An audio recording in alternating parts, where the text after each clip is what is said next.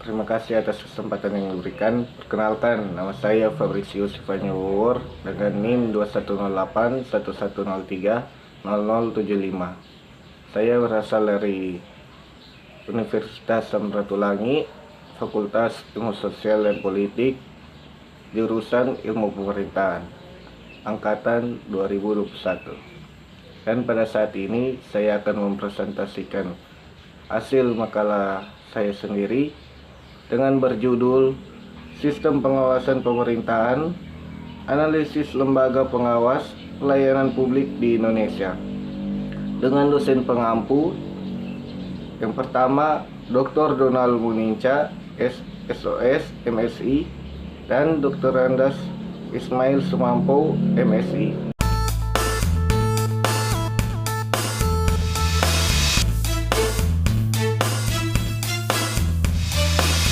Dan langsung saja ke bab 1, yaitu pendahuluan latar belakang. Negara-negara modern di dunia saat ini mengklaim sebagai negara hukum secara konseptual. Negara hukum adalah negara yang dalam penyelenggaraan pemerintahan dan kehidupan masyarakatnya berdasarkan aturan hukum. Oleh karena itu, negara hukum merupakan perlawanan dari negara kekuasaan. Secara teoritis, menurut Mukhtar Kusumaya dalam Irfan Makrudin mengatakan, pengertian mendasar dari negara hukum adalah kekuasaan tumbuh pada hukum dan semua orang tunduk kepada hukum. Rumusan masalah.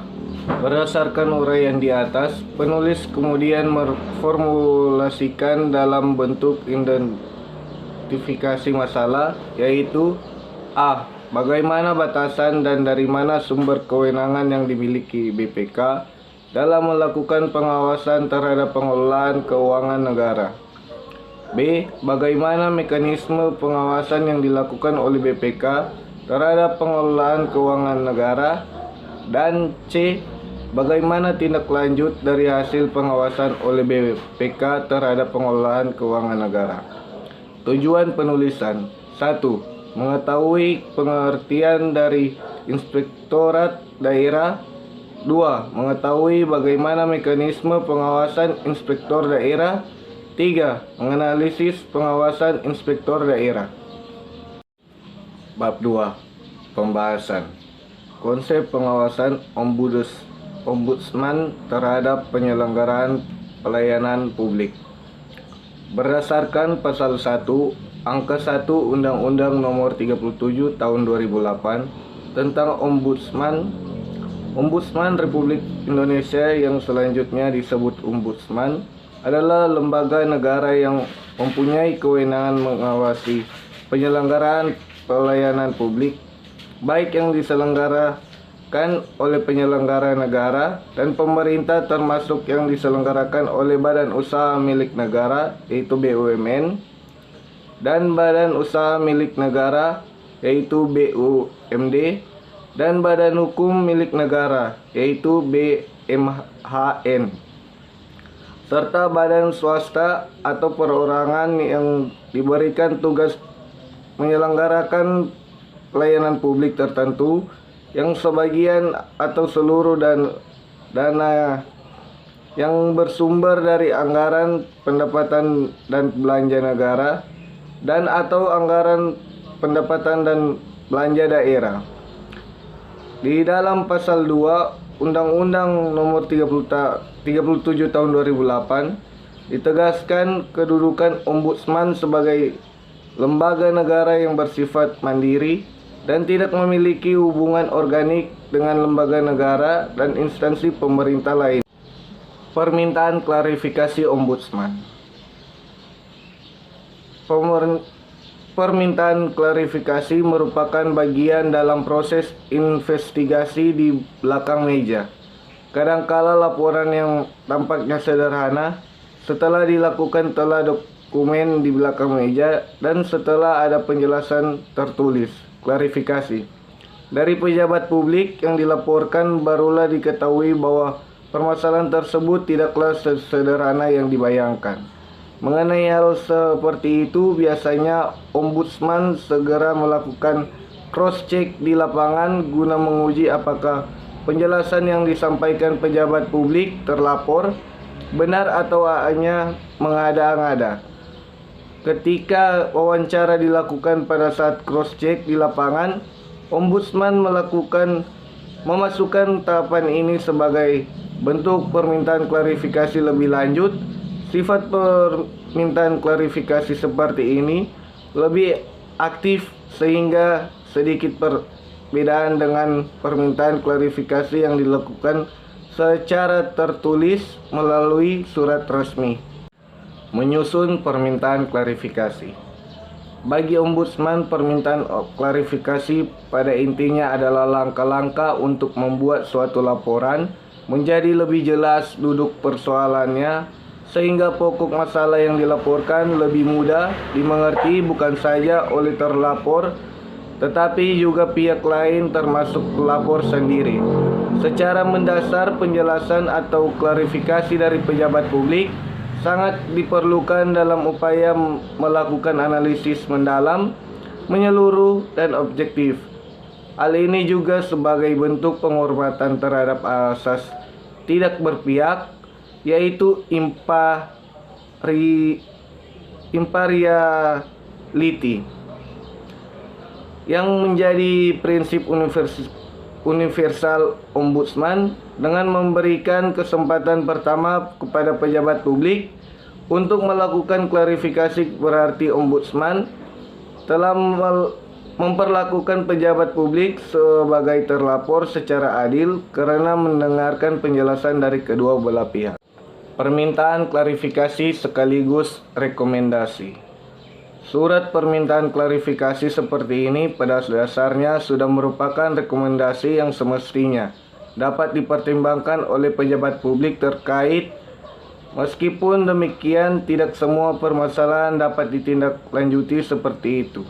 Ada prasyarat tertentu yang harus dipertimbangkan, yaitu bahwa laporan yang disampaikan cukup jelas, objektif, dan kronologis.